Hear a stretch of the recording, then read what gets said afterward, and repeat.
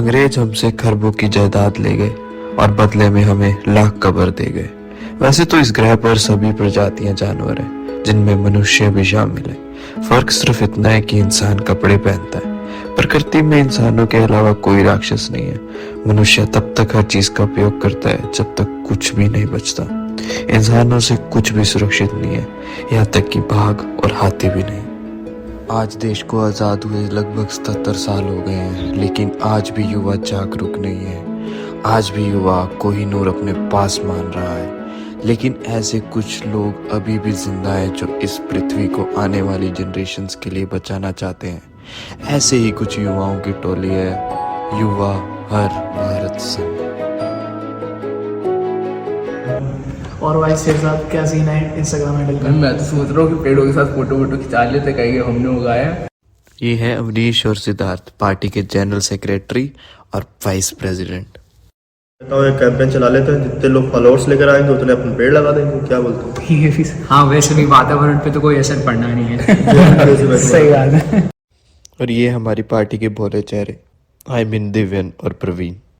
सिद्धार्थ जी, मैंने आपको fake followers के लिए कहा था, खटारिया जी से बात की आपने? हाँ, मैंने विपिन से बात करी थी उसके बारे में। यार खटारिया जी को पैसे भेजने थे, वो यार उसे भेजो, आपके पैसे जो है हम अलॉट करवाते हैं, ठीक? और ये रहा मैं, इस पार्टी का अध्यक्ष। सोशल मीडिया पे युवा भारत संघ को बहुत प्यार दिया जाता है, बहुत। और इसी प्यार को बरकरार रखने के लिए पार्टी के वाइस प्रेसिडेंट और जनरल सेक्रेटरी ने मीटिंग की और ये फैसला किया कि हम अब वीडियोस बनाएंगे और वो वीडियोस डालेंगे जिसमें हम बताएंगे सस्टेनेबल लिविंग के बारे में। तो आइए शुरू करते हैं ये वीडियो कैंपेन और देखते हैं कैसे की जाती है सस्टेनेबल लिविंग। वीडियो कैंपेन की शुरुआत हमारे प्रेसिडेंट साहब के पेड़ लगाने से की गई, जहाँ पे हमारे प्रेसिडेंट साहब ने आम का पेड़ लगा के दिखाया कि कैसे वातावरण को बचाया जा सकता है। और जेंटलमैन, आज हम सस्टेनेबल के फ्यूचर के एक अहम मोड़ पर खड़े हैं।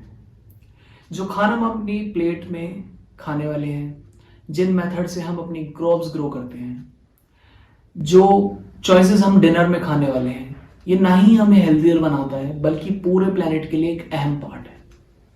सस्टेनेबल फूड सिक्योरिटी हमें क्लाइमेट चेंज, पॉल्यूशन और बायोडाइवर्सिटी लॉस, ये ट्रिपल प्लैनेटरी क्राइसिस को बचाने में हमें हेल्प करता है। एक फूड सिक्योरिटी सिस्टम के अंडर अगर हम फूड प्रैक्टिसेस को अडॉप्ट करें तो हम इकोसिस्टम को रिवाइव कर सकते हैं, हम अपने फूड सिक्योरिटी को इंश्योर कर सकते हैं, हम एक इक्विटेबल लिवलीहुड को प्रोवाइड कर सकते हैं। हमें एक ऐसे फूड सिस्टम की ओर बढ़ना होगा जो इकोनॉमिकली, सोशली और एनवायरमेंटली साउंड हो। हमें जब हम अपनी जर्नी नेविगेट करते हैं सस्टेनेबल फूड सिक्योरिटी के अंडर, तो हमें ये ध्यान रखना पड़ेगा कि ये हेल्दियर है, ये मोर इक्विटेबल है, ऑल्सो ये एक सस्टेनेबल वर्ल्ड की होप है। चलिए कमिट करते हैं एक्शंस पर जो ना ही सिर्फ हमें नरिश करेंगे बल्कि आने वाली जनरेशन्स के लिए भी नरिश करेंगे। धन्यवाद। As we all know, sustainable mobility is the future we are driving towards to make eco-friendly modes of transportation like electric vehicles. And you know what? Electric vehicles aren't just a trend; they are vital step toward reducing our dependency on fossil fuels and combating climate change.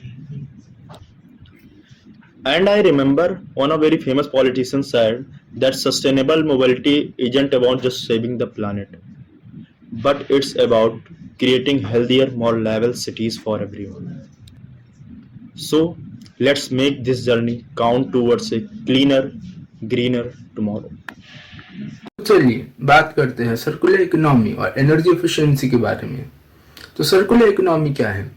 जब भी एक product की life cycle complete होती है तब हम उसे repair करके, रिसाइकिल करके उसे रीयूज करते हैं।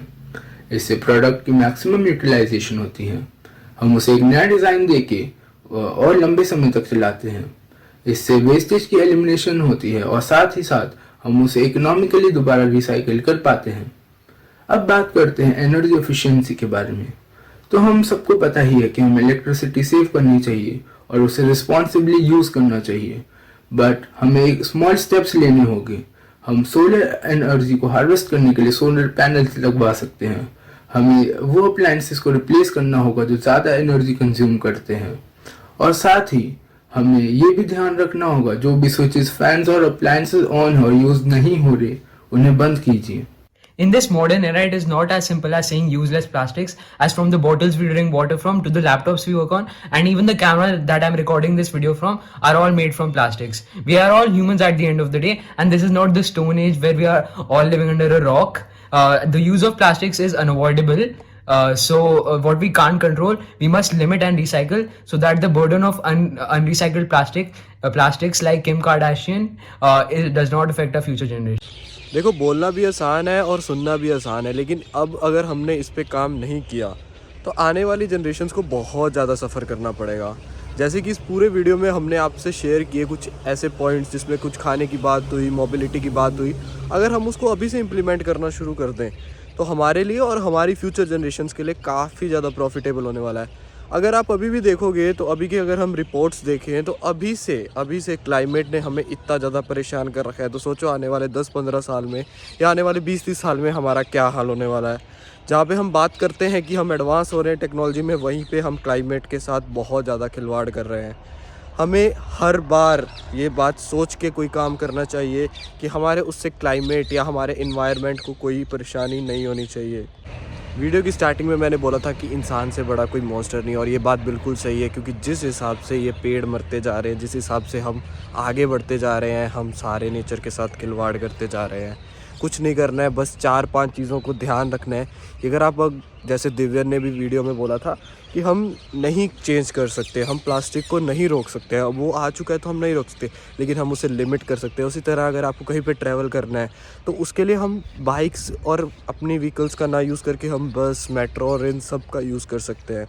एडिंग टू दैट हम बहुत सारी चीज़ें चेंज कर सकते हैं, रिसाइकिल कर सकते हैं। हमारे पास वहाँ पे जो गार्बेज बिन पड़े होते हैं उनमें लिखा होता है कि ये रिसाइकलेबल के लिए है, उसमें डालो, रिसाइकिल करो प्रोडक्ट्स को जितना हो सकता है, कॉपीज़ को रिसाइकिल करो, जितना भी जो भी रिसोर्सेज आपको मिल रहे हैं सब रिसोर्सेज को रिसाइकिल करो, कंटिन्यूसली इन्वायरमेंट के एनहेंस करो, पेड़ लगाओ, सोलर एनर्जी का यूज़ करो। कितने सारे पॉइंट्स, कितने छोटे छोटे पॉइंट्स हैं जो हम यूज़ कर सकते हैं, जिससे हमारा ये जो है नेचर जो है बहुत ज़्यादा वापस से सुंदर हो जाएगा और हमारी फ्यूचर जनरेशन्स उसको यूज़ कर पाएगी।